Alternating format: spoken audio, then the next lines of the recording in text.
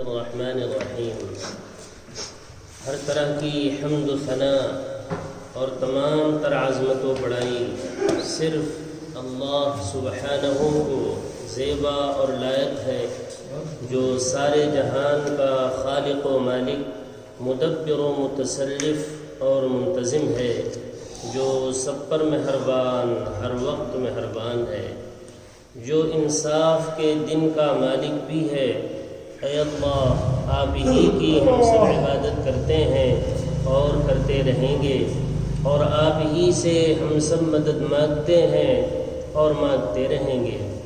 اے اللہ، ہم سب کو اپنی رضا والی جگہ جنت کا سیدھا اور سچا راستہ دکھا کر اس پر چلا دیجیے، یعنی نبیین، صدیقین، شہداء اور صالحین کے راستے پر، جن پر آپ نے اپنا فضل و انعام فرمایا، جو نہ تو یہود کی طرح عملی کوتاہی کی وجہ سے آپ کے غضب اور غصے کی زد میں آئے، اور نہ ہی نصارہ کی طرح علم کی کمی کی بنا پر راستے سے بھٹکے۔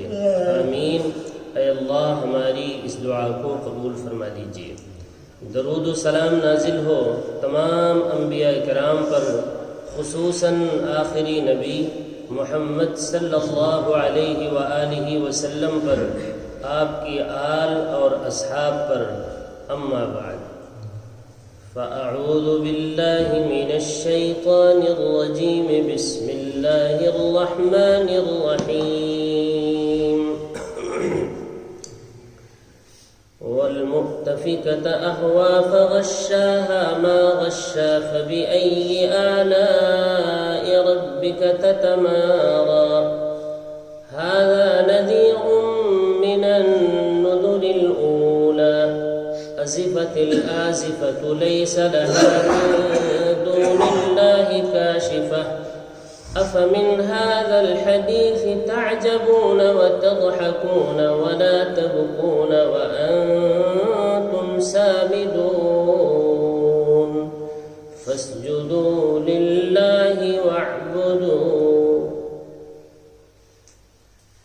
یہ سورہ نجم، سورہ نمبر 53 کی آیت نمبر 53 سے لے کر 62 تک، اور اسی پر آج بروز پیر 27/3/2023 کو الحمدللہ یہ سورہ مکمل بھی ہو گئی۔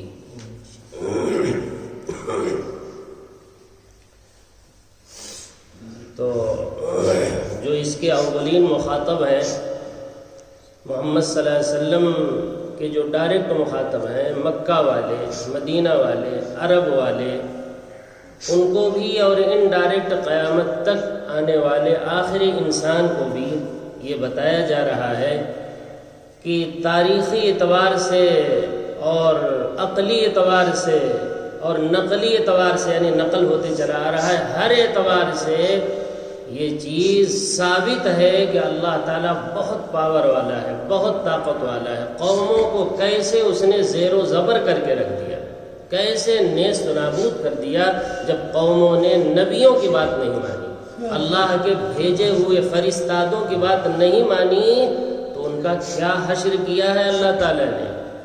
تاریخ اعتبار سے بات چل رہی تھی تو قوم عاد کا واقعہ اشارتاً گزرا، ان تفصیل تو سورہ ہود وغیرہ میں آپ نے سن لیا ہے۔ فرمایا تھا وَأَنَّهُ أَهْلَكَ عَادًا الْأُولَى، اللہ وہی ہے، وہی طاقت والا اللہ ہے جس نے قوم عاد کو تہو بالا کر دیا، نیست و نابود کر دیا، عاد اولا۔ اور دوسرے عاد ہیں عاد ثانیہ، ثمود کو کہتے ہیں عاد ثانیہ، کیونکہ جو لوگ بچے ہوئے تھے، ہود علیہ السلام پر ایمان لائے ہوئے تھے، ان کی طرف پھر مبعوث کیے گئے صالح علیہ السلام، اس لیے وہ بھی عاد ہی تھے، ان کو عاد ثانیہ کہتے ہیں، عاد اخرى کہتے ہیں، اور جن کی طرف ہود علیہ السلام مبعوث کیے گئے تھے ان کو عاد اولا کہتے ہیں۔ دونوں ہی بہت طاقت والے تھے، اور دونوں کا نعرہ کیا تھا بھائی؟ 12 ہم سنا چکے ہیں، تو یاد کیا کریں، بہت اہم آیتیں ہیں۔ 24ویں پارے کی آیت سنائی تھی، کیا تھا؟ من ہوا اشد منا قوہ، وہ نعرہ مارتے چلتے تھے کہ کون ہے ہم سے زیادہ طاقت والا۔ اللہ نے جسم و جثہ بھی ویسے ہی ان کو عطا کیا تھا، کھجور کے تنوں کے مانند لمبے تڑنگے تھے وہ لوگ، ہم لوگوں کی طرح تھوڑے تھے، چھوٹے چھوٹے، بہت لمبے تھے۔ یہ نعرہ ہوا کرتا تھا ان کا۔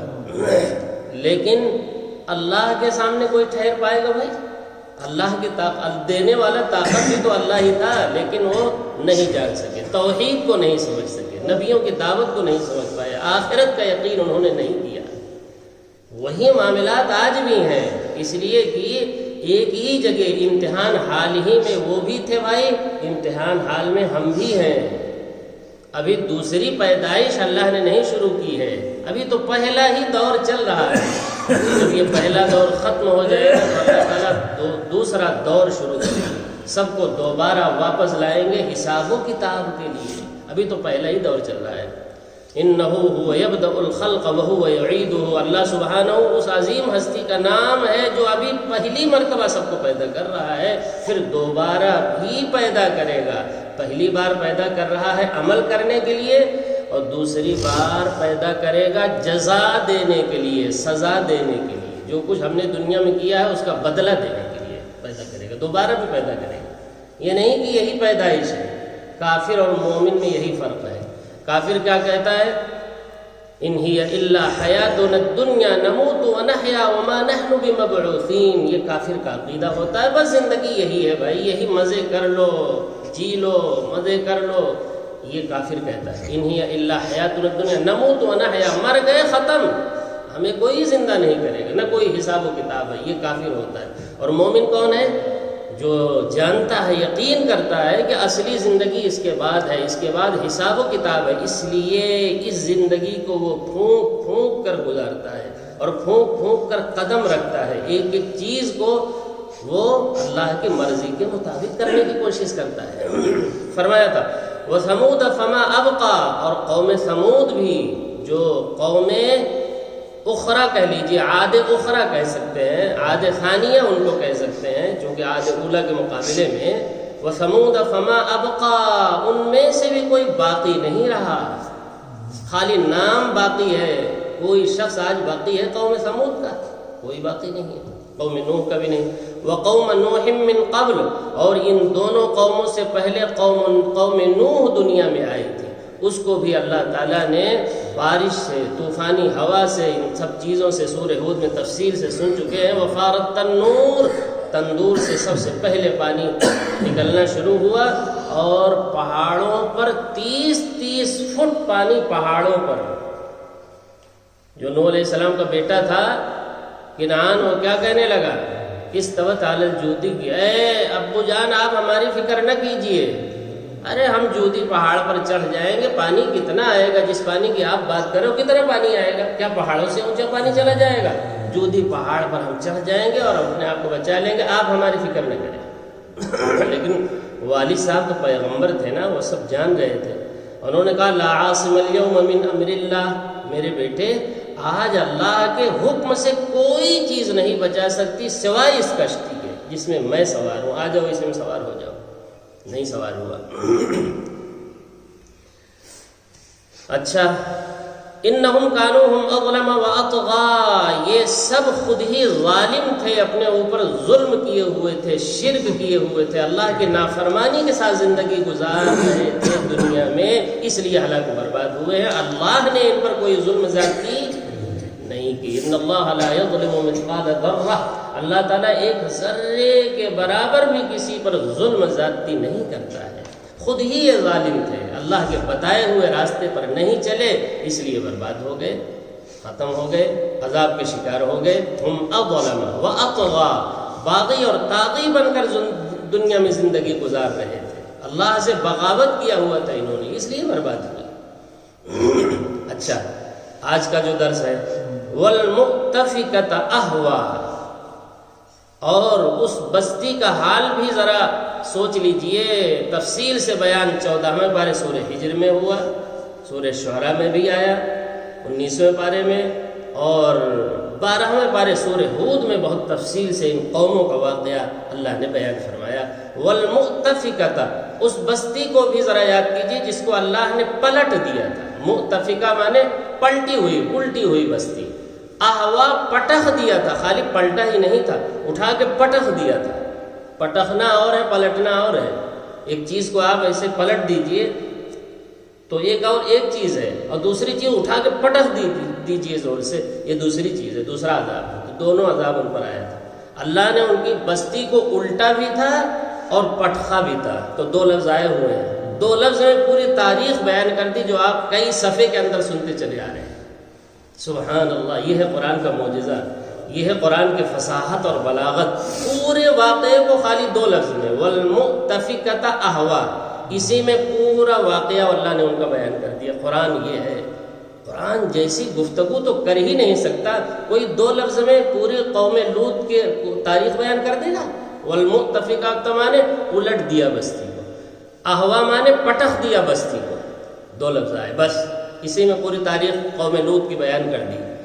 لوط علیہ السلام پر کیسا عذاب آیا 12ویں پارے میں ایک آیت میں سنیے۔ فلما جاء امرنا، جب ہمارا حکم آ گیا عذاب کا، فرشتے آ گئے عذاب لے کر، جاء امرنا جعلنا عالیہا سافلہا، ہم نے نیچے کی زمین کو اوپر کروا دیا جبریل کے ذریعے سے، اور اوپر کی جو سطح تھی اس کو نیچے کروا دیا، پوری بستی ہی کو الٹ دیا۔ اور یہی اتنا نہیں، وَأَمْطَرْنَا، الٹا ایسے نہیں، اٹھا کے پٹخ دیا جو یہاں ہے احوا، جس کا اثر کیا ہوا، زمین میں اندر دھس گئی وہ قوم۔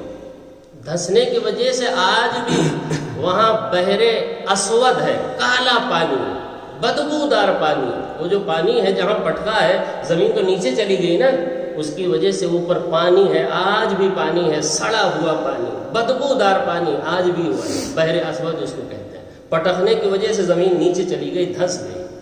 اللہ بھائی ایسا قادر مطلق ہے، وہ ہے اللہ جس نے بستیوں کو اور بڑے بڑے متکبروں کو اٹھا اٹھا کے پٹخ دیا تھا۔ فجعلنا عالیہا سافلہا، اور پھر کیا کیا اوپر سے، وَأَمْطَرْنَا عَلَيْهِمْ حِجَارَةً مِّن سِجِّيلٍ مَّنضُودٍ، اور ہم نے اوپر سے پٹخنے کے بعد، الٹنے کے بعد، ان دونوں کام کرنے کے بعد ایک تیسری چیز بھی کیا تھا ان کے ساتھ۔ وہ کیا، پتھروں کی بارش کر دی، تابڑ توڑ پتھروں کی بارش کی تھی ہم نے۔ ایک پتھر نہیں، ایک ایک مجرم کو نہ جانے کتنے پتھر لگ رہے تھے۔ جب بارش ہی ہو رہی ہے تو جب آپ کے اوپر قطرات گریں گے تو 1 2 10 قطرے گریں گے، وہ تو تابڑ توڑ لگاتار گریں گے، اور پتھروں کی بارش، اور ہر پتھر پر ہر مجرم کا نام لکھا ہوا تھا۔ قرآن پڑھنے کے بعد ہی تو اللہ کی عظمت آتی ہے۔ صحیح ایمان انسان کو اگر ملتا ہے تو بھائی کب ملے گا؟ اس قرآن کے پڑھے بغیر ایمان مل جائے گا؟ ہو ہی نہیں سکتا۔ محمد صلی اللہ علیہ وسلم کو تو یہ کہا گیا، ما کنت تدری ما الکتاب ولا الایمان، آپ اس کتاب سے پہلے نہ تو ایمان جانتے تھے، ایمان کی حقیقت کیا ہے، ایمان کی تفصیل کیا ہے، نہ آپ کتاب جانتے تھے۔ اس کتاب کے بعد آپ کو بھی ایمان کی حقیقت کا پتہ چلا ہے۔ اور آج کل کے داعی ماشاءاللہ ان کو اس کتاب سے مس بھی نہیں، چھو کر بھی نہیں گزرے ہیں، اور ان کو ایمان کا پتہ ہے، ان کو پتہ ہو گیا۔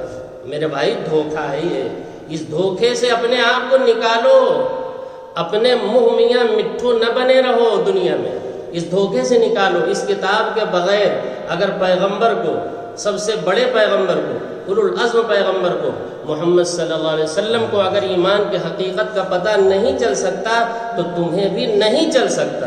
یہ تمہیں دھوکہ لگا ہوا ہے ایمان، اور کچھ نہیں۔ وَأَمْطَرْنَا عَلَيْهِمْ حِجَارَةً مِّن سِجِّيلٍ مَّنضُودٍ، آگے فرمایا مُسَوَّمَةً عِندَ رَبِّكَ، ہر مجرم کا نام بھی ہر پتھر پر لکھا ہوا تھا۔ ایسے تابڑ توڑ پتھر ہم نے قوم لوط پر برسایا ہے۔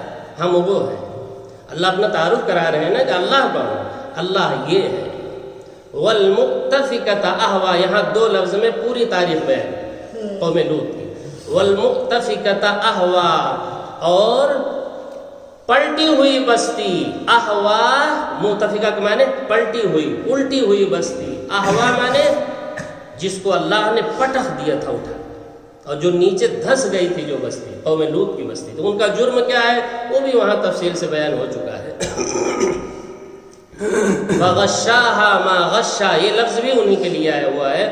پھر ان کو ڈھانک لیا اس چیز نے جس نے ڈھانک لیا. ترجمہ یہ بنتا ہے، مطلب یہ ہے کہ پھر پتھروں کی بارش کی اور اتنے پتھر برسائے کہ وہ سب اسی میں بند ہو گئی. ڈھانک لیا ان پتھروں نے. اللہ اکبر. یہ قوم لوط.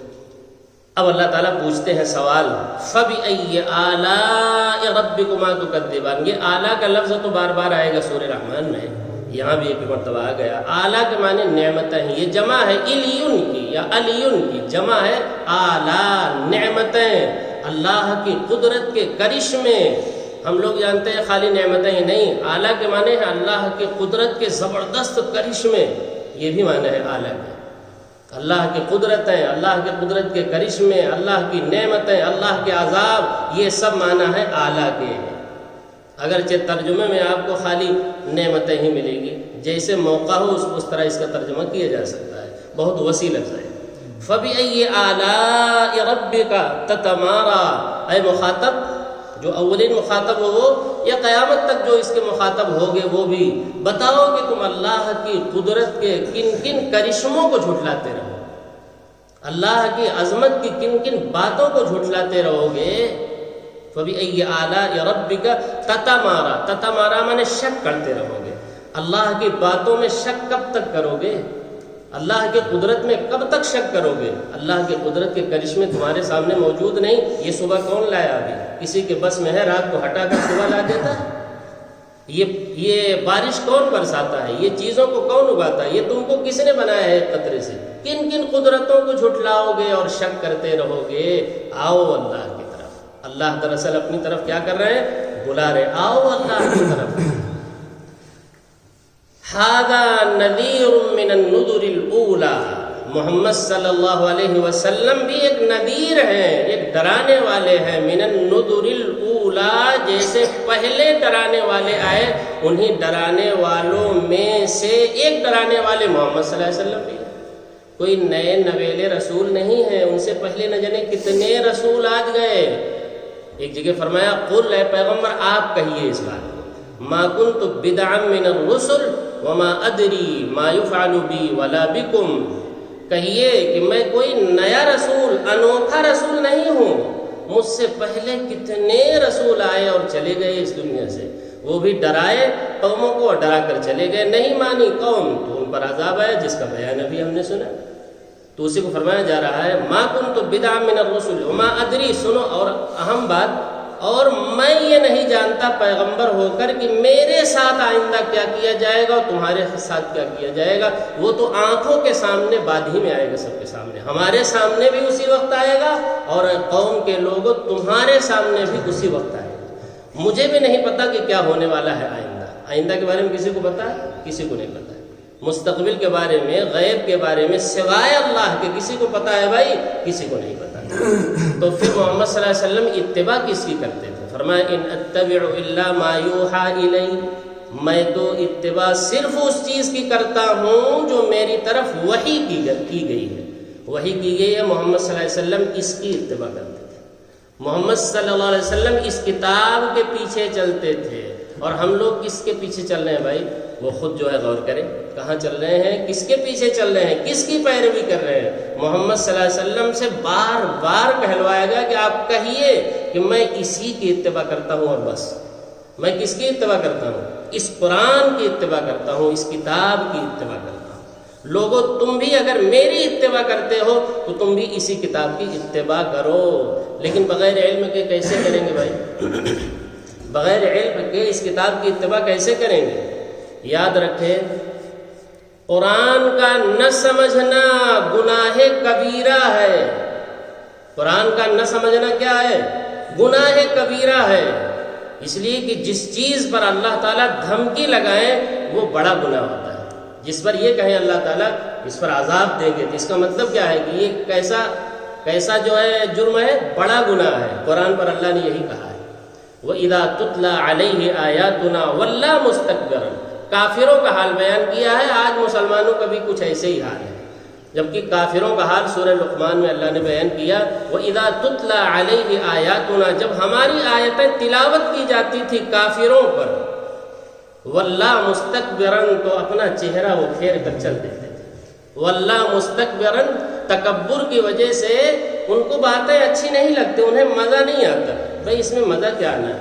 اگر یہ بتایا جائے تمہارے گھر میں بھائی آگ لگی ہوئی ہے تو جا کے بجھانا چاہیے کہ یہ کہو کہ ہم کو مزہ نہیں آیا اس میں کہاں سے مزہ آنا ہے بھائی؟ یہ تو حقائق بیان ہو رہے ہیں، سچائیاں بیان ہو رہی ہیں، اس کو دیکھو سمجھو، اپنی تیاری کرو گے کہ مزہ دیکھ رہے ہو یہاں۔ واللہ مستکبرن، آگے فرمایا کأن لم یسمعھا، ایسے ہو جاتے تھے جیسے وہ سن ہی نہیں رہے، قرآن کی باتیں آنے کے بعد ایسے ہو جاتے تھے جیسے وہ سن ہی نہیں رہے ہیں، مزہ نہیں آتا تھا۔ کأن لم یسمعھا، آگے فرمایا کأن فی اذنیہ وقرا، جیسے ان کے کانوں میں ڈانٹ پڑ گئی ہو قرآن کی بات سن کر، مزہ نہیں آتا۔ آگے فرمایا فبشرہ بعذاب علیم، ایسے لوگوں کو دردناک عذاب کی ہے پیغمبر آپ خبر دے دیجئے، خوشخبری سنا دیجئے، اگر اس کو نہیں سمجھو گے تو دردناک عذاب کی خوشخبری مجھ سے لے لو، قرآن میں نقل کر دیا اللہ۔ اسی لیے تو میں نے کہا کہ قرآن کا سمجھنا، قرآن کا نہ سمجھنا کیا ہے بھائی؟ گناہ کبیرہ ہے، بڑا گناہ ہے، بڑے گناہوں میں سے یہ بھی ہے قرآن نہیں سمجھتے۔ جگہ جگہ اللہ نے قرآن نہ سمجھنے پر دھمکی لگائی ہے، دھمکی بڑے ہی گناہوں پر لگائی جاتی ہے، چھوٹے گناہوں پر دھمکی نہیں لگتی ہے، وہ بھی عذاب علیم کی۔ اس کا مطلب کیا ہوا؟ یہ وہ باتیں ہیں جو ماحول میں کہیں نہیں جاتی، جب کہیں نہیں جاتی تو لوگ غفلت میں ہیں، لوگ پتہ ہی نہیں کیا کرنا چاہیے ہمیں۔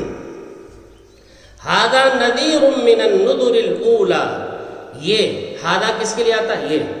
یہ قرآن بھی بہت سے لوگوں نے کہا یہ قرآن ہی مراد ہے، اس لیے کہ یہ بھی تو ڈرا ہی رہا، یہ بھی نذیر ہے، محمد صلی اللہ علیہ وسلم بھی نذیر تھے، ڈرانے والے تھے، یہ ڈرانے والے ہیں، یا یہ قرآن ڈرانے والا ہے، من النذر الاولی، جیسے پہلے پیغمبروں کی باتیں ڈرانے والی ہوا کرتی تھیں ویسے یہ قرآن بھی ڈرانے والا ہے۔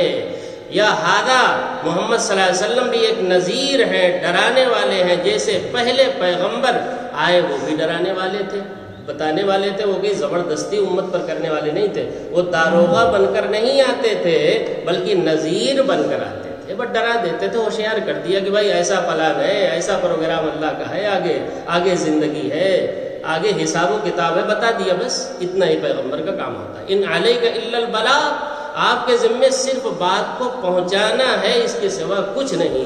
ان علینا ایابہم ثم ان علینا حسابہم، ان کو آنا ہمارے ہی پاس ہے، پھر ہم ایک ایک چیز کا حساب لیں گے۔ فرمایا ازفت الازفہ، اے پیغمبر جس عذاب سے ان کو ڈرا رہے ہیں، جس قیامت سے ان کو ڈرا رہے ہیں، وہ قیامت اور وہ عذاب قریب ہی ہے، بہت زیادہ دور نہیں۔ ازفت الازفہ، وہ بالکل آیا ہی تو چاہتی ہے، جب مرے نہیں قیامت شروع۔ ہر آدمی کی قیامت کب شروع ہوتی ہے جانتے ہیں؟ من مات فقد قامت القیامہ، جو آدمی مر جاتا ہے نا اس پر اسی وقت جو ہے قیامت شروع ہو جاتی ہے۔ تو قیامت آنے میں دیر ہے؟ ارے موت کا بھی کچھ پتہ نہیں، قیامت کا بھی کچھ پتہ نہیں۔ ان اجتماعی قیامت تو جب آئے گی اللہ ہی جانتا ہے، لیکن انفرادی قیامت روز آتی ہے لوگوں پر، 4-5 لاکھ کے قریب لوگ جاتے ہیں دنیا سے، اور اسی تناسب سے آتے بھی ہیں۔ تو جو لوگ جا رہے ہیں ان پر قیامت شروع ہو رہی کہ نہیں؟ انفرادی طور سے قیامت شروع ہو جاتی ہے، ان پر حساب و کتاب شروع، سارے معاملات شروع۔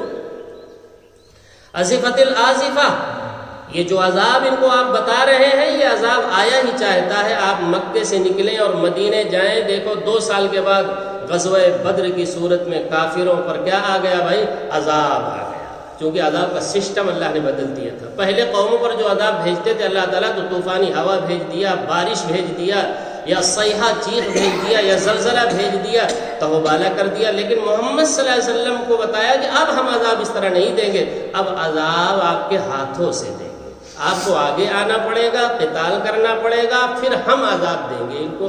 چنانچہ نبی صلی اللہ علیہ وسلم آگے آئے 313 کو لے کر کے، اور وہ 1000 تھے، اللہ تعالیٰ نے فرشتے اتار دیے تاکہ ان کو عذاب ہم دے سکیں، لیکن آگے آنا پڑے گا، یہ سسٹم رکھ دیا عذاب کا۔ فرمایا ازفت الازفہ، قیامت بالکل قریب آ لگی ہے، یا ازفت الازفہ، جس عذاب کی دھمکی اے پیغمبر آپ لگا رہے ہیں وہ بھی ایک دم قریب ہے، زیادہ دور نہیں ہے، تھوڑا صبر سے کام لیں۔ آپ ابھی مکے میں ہیں، مدینہ جائیں گے تو یہ ساری ترتیب ہم بتا دیں گے۔ لیس لہا من دون اللہ کاشفہ، اللہ تعالیٰ کے علاوہ قیامت کو کھولنے والا کوئی نہیں، قیامت کو لانے والا کوئی نہیں، اللہ کے پاس ہی قیامت کا علم ہے، اللہ کے علاوہ کسی کے پاس قیامت کا علم نہیں ہے۔ بھائی قیامت کا علم کسی کی 5 چیزیں وہ ہیں جس کا علم صرف اللہ کے پاس ہے، سورہ لقمان میں گزر چکی ہے، ان اللہ عنده علم الساعہ، ان میں سب سے پہلی چیز تھی قیامت کا علم، کسی پیغمبر کے پاس بھی نہیں ہے، کسی فرشتے کے پاس بھی نہیں ہے، اس کا علم صحیح ٹائم کا علم صرف اللہ کے پاس ہے قیامت۔ اسی کو فرمایا جائے لیس لہا من دون اللہ کاشفہ، اللہ کے علاوہ تو اس کو کھولنے والا کہ اس کو کھول کر کے دروازہ لا کے پیش کر دے ہو ہی نہیں سکتا، اس کا کھولنے والا اور قیامت کو لانے والا صرف اللہ ہے، بس اور کوئی نہیں۔ فرمایا افمن ھذا الحدیث تعجبون، یہاں حدیث سے مراد قرآن ہے، اللہ جگہ جگہ حدیث کہتے ہیں تاکہ آپ اس حدیث کو تو دیکھیں۔ زندگی گزر گئی پتہ چلا کیا پڑھ رہے ہیں بھائی حدیث، ارے اس حدیث کی طرف آؤ جس کو اللہ نے احسن الحدیث کہا ہے، فرمایا سب سے حسین ترین حدیث یہ حدیث ہے، حسین حدیث کی طرف۔ حدیث کا مطلب اور بھی حدیثیں ہیں جو اللہ کے نزدیک حسین نہیں، حسین تو یہ ہے جو سچی کتاب ہے، اور اس کو اللہ نے کہا قول رسول بھی ہے، انہ لقول رسول کریم، یہ رسول کریم محمد صلی اللہ علیہ وسلم کا قول بھی ہے، لا ریب قول یہی لا ریب قول جس میں کوئی شک و شبہ نہیں، یہی قول ہے۔ افمن ھذا الحدیث تعجبون، ارے ان باتوں پر، اس حدیث پر تعجب کرتے ہو، یہ نہیں ہو پائیں گی، یہ سب ہوں گی اپنے وقت پر، جو کچھ بھی اس میں بیان کیا جا رہا ہے تعجب مت کرو، یہ سب ہونے والی چیزیں ہیں، اس کو ٹالنے والا کوئی نہیں، اس کا کرنے والا صرف اللہ ہے۔ اللہ کی باتوں کوئی ٹال سکتا ہے؟ ایک پروگرام ہم نے رچایا کہ بھائی یہ پروگرام کرنا ہے، آندھی طوفان آ گئی نہیں ہو سکا، تو بتاؤ اللہ کے پروگرام کو بھی کوئی آندھی طوفان ٹال دے گی؟ نہیں، سب کچھ تو اللہ ہی کے قبضے میں ہے، لہذا اس کو ٹالنے والی کوئی چیز نہیں، یہ آ کر رہے گا۔ اس پر تعجب کرتے ہو ان باتوں پر، یہ سب آئیں گے۔ افمن ھذا الحدیث تعجبون وتضحکون، اور جب قرآن کی باتیں ہوتی ہیں تو ہنستے ہو۔ اللہ کیا کہتے ہیں؟ ہنسی آتی ہے تمہیں، لگتا ہے کہ ایسے ہی ہیں، مذاق ہو رہا ہے، مذاق نہیں ہے، سب حقائق بیان ہو رہے ہیں۔ ولا تبکون، حالانکہ رونا چاہیے تو روتے نہیں ہو، ولا تبکون، روتے نہیں ہو قرآن کی بات کو سن کر، بلکہ ہنستے ہو، کیونکہ یقین نہیں ہے نا، اس لیے ہنسی آتی ہے، اور اگر یقین آ جائے صحابہ کرام کی طرح، نبیوں کی طرح، تو رو گے بیٹھ کر کے ان باتوں پر اور تیاری کرو گے۔ ولا تبکون، اور روتے نہیں ہو، وَأَنْتُمْ سَامِدُونَ اے غافلون، سامدون کے معنی ایک دم غافل ہوئے پڑے ہو قرآن سے، اس میں غور و فکر کرنے سے ایک دم غافل۔ اللہ وہی شکایت کر رہے ہیں جو آج ہے مسلمانوں میں، مسلمان قرآن میں کہاں غور کر رہا ہے بھائی؟ وَأَنْتُمْ سَامِدُونَ اے غافلون ساہون، یہ معنی ہے اس کے، ان تدبرہ، اس میں غور و فکر کرنے سے بالکل غافل ہو۔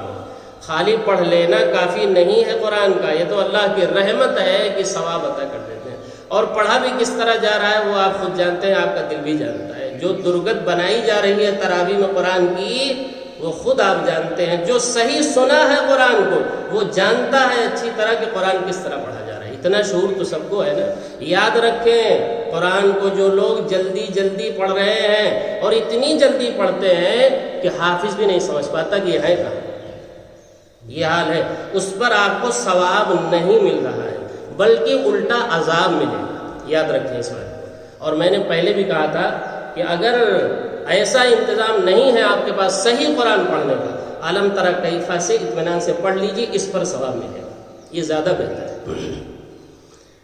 وَأَنْتُمْ سَامِدُونَ، محمد صلی اللہ علیہ وسلم کو کیا کہا گیا؟ وَلَا تَعْجَلْ بِالْقُرْآنِ، اے پیغمبر آپ کو قرآن جلدی جلدی نہیں پڑھنا ہے۔ کس کو حکم آ رہا ہے؟ قرآن میں حکم آ رہا ہے، قرآن نے خود بتایا ہے کہ ہم کو کیسے پڑھو گے تو اللہ راضی ہوگا۔ اگر ہم اللہ کی رضا کے لیے کر رہے ہیں، اپنی ناک کے لیے نہیں، کس کے لیے کر رہے ہیں؟ اللہ کو راضی کرنے کے لیے، تو قرآن کو جلدی پڑھنا جائز نہیں ہے۔ یہ ہمارا فتویٰ نہیں ہے، یہ قرآن کا فتویٰ ہے۔ کیا فرمایا؟ وَلَا تَعْجَلْ بِالْقُرْآنِ، لیکن سارے مسئلے تو ہم کس کے لیے کر رہے ہیں؟ اپنی ناک کے لیے، تو ٹھیک ہے ناک بچاؤ اور اللہ کو ناراض کرو۔ کیا فرمایا؟ وَلَا تَعْجَلْ بِالْقُرْآنِ، قرآن کو جلدی مت پڑھو اے پیغمبر، محمد صلی اللہ علیہ وسلم سے کہا جا رہا ہے۔ ایک جگہ اور بھی فرمایا سورہ قیامہ میں، لا تحرک بہ لسانک لتعجل بہ، اپنی زبان کو تیزی کے ساتھ حرکت مت دیجیے. جب آدمی جلدی پڑھے گا تیزی کے ساتھ حرکت دے گا نا. فرمایا لا تحرک بہ لسانک لتعجل بہ، جلدی کرنے کے لیے اپنی زبان کو تیزی سے حرکت نہیں دینا ہے آپ کو. ان علینا جمعہ وقرآنہ، ہمارے ذمے ہے ہم آپ کے سینے میں قرآن کو جمع بھی کر دیں گے اور آپ کو ہم پڑھوا بھی دیں گے. قرآن ہم پڑھوا بھی دیں گے. یہ 2 جگہ قرآن ہی کا فتویٰ ہے، اور ایک جگہ اور بھی ہے، بلکہ 4 جگہ ہے. فرمایا وَرَتَّلْنَاهُ تَرْتِيلًا، کیسے نہیں پڑھنا ہے اس کو بتایا، اور کیسے پڑھنا ہے اس کو الگ بتایا. فرمایا وَرَتَّلْنَاهُ تَرْتِيلًا، ہم نے قرآن کو تھوڑا تھوڑا کر کے اتارا ہے. لہذا اے لوگو وَرَتِّلِ الْقُرْآنَ تَرْتِيلًا، تم بھی جب بھی قرآن کو پڑھنا تو ٹھہر ٹھہر کر کے اطمینان کے ساتھ پڑھنا، جلدی نہیں پڑھنا، ایسے پڑھنا اطمینان کے ساتھ قرآن پڑھنا. بہرحال یہ بات ذہنی تھی سمجھنے والوں کے لیے. بہت کچھ ہے، نہ سمجھنے والے ہیں تو سب برابر ہیں ان کے لیے. فرمایا کیا فرمایا وَأَنْتُمْ سَامِدُونَ اے غافلون عن تدبرہ، اس میں غور و فکر کرنے سے تم غافل ہو. اللہ جانتے ہیں ہماری حالت، اس لیے تو بیان کر رہے ہیں. فرمایا تم غافل ہو قرآن میں غور و فکر کرنے سے، تم غور و فکر نہیں کرتے ہو، جبکہ ہم نے اس پر عذاب کی دھمکی لگائی کہ جو لوگ نہیں سمجھ رہے ہیں وہ کبیرہ گناہ کر رہے ہیں. میں آن ریکارڈ پوری دنیا کے سامنے یہ بات کہہ رہا ہوں، کوئی 2-4 آدمی کے سامنے یہ بات نہیں کر رہا ہوں. 2-4 آدمی پورے آن ریکارڈ کہہ رہا ہوں کہ بھائی گناہ کبیرہ ہے. قرآن نہیں سمجھتے جو لوگ پوری زندگی سمجھتے ہی نہیں، سمجھنا چاہیے. کیا بتائیے ہماری زبان انگریزی ہے؟ نہیں. کیا ہمارے بچے جب محنت کرتے ہیں تو انگریزی سمجھنے نہیں لگتے؟ تو کیا ہم لوگ انگریزی اگر سمجھ سکتے ہیں، ہماری زبان نہیں ہے، قرآن عربی زبان میں بھلے ہے، لیکن کیا ہم اگر محنت کریں، کوشش کریں، اللہ کی دی ہوئی صلاحیت کو لگائیں، نہیں سمجھ پائیں گے؟ کیوں نہیں سمجھ پائیں گے بھائی؟ وَأَنْتُمْ سَامِدُونَ، اور تم غافل ہو قرآن سے اور قرآنی پروگرام سے، بالکل غافل ہو. فَاسْجُدُوا، سنو اب اللہ کے سامنے سجدہ ریز ہو جاؤ، تاخیر مت کرو. آتا ہے فوراً کے لیے، فوراً اب اللہ کے سامنے سجدہ ریز ہو جاؤ، اللہ کے سامنے جھک جاؤ، سرب سجود ہو جاؤ. فَاسْجُدُوا لِلَّهِ، اور کیا کرو، اور اپنے مقصد زندگی کو پہچانو. تم کو کس لیے پیدا کیا ہے؟ وَمَا خَلَقْتُ الْجِنَّ وَالْإِنسَ إِلَّا لِيَعْبُدُونَ، ہم نے جنات اور انسان کو محض اپنی عبادت کے لیے پیدا کیا ہے کہ وہ اپنے اختیار سے اور آزادی سے ہماری طرف آئیں. باقی جتنی بھی مخلوق ہے بھائی وہ سب اللہ کی عبادت کرتی ہے، اور سب کی سب مسلمان ہیں، اس میں کافر کوئی نہیں ہے. جتنے بھی ستارے ہیں وہ سب مسلمان ہیں، اس میں کافر نہیں ہے. جتنے بھی چیزیں ہیں سب مسلمان ہیں، سب اللہ کی فرما بردار ہیں. لیکن انسان اور جنات یہ 2 مخلوق ہیں جس میں کافر بھی ہیں، مسلم بھی ہیں، اللہ کے فرما بردار بھی ہیں، اور بھائی اللہ کے نافرمان بھی ہیں. اللہ ہمیں دعوت دے رہے ہیں فَاسْجُدُوا، اللہ کے سامنے سرب سجود ہو جاؤ. وَاعْبُدُوا، اور جو تمہاری زندگی کا مقصد ہے عبادت کرو اللہ تعالیٰ کی صحیح ڈھنگ سے، جیسے اللہ چاہتے ہیں. اللہ تعالیٰ سے دعا ہے کہ قرآنی باتوں کو پوری توجہ کے ساتھ، عظمت کے ساتھ، محبت کے ساتھ سننے کی، سمجھنے کی، اور پھر اس پر اخلاص کے ساتھ عمل کرنے کی توفیق عطا فرمائے. جب تک زندہ رکھے، صحیح ایمان صحیح اسلام پر زندہ رکھے. جب موت آئے تو صحیح ایمان صحیح اسلام پر موت آئے. سبحانک اللہم و بحمدک اشہد ان لا الہ الا انت استغفرک و اتوب